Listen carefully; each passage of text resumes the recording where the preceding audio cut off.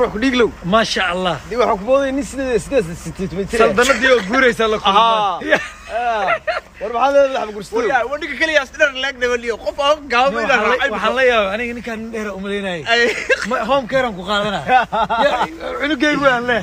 war waxaan ku moodi jiray nin sideed gaaban ba ku moodi jiray laakiin waa ka haray kaabad baan u koray qurux ku dhigle kaabadna maxaa la wax cunayna ma ya xaggan ya ha kaabad lagu wada meel wixii aan fahmayno war daa qurux ku dhiglo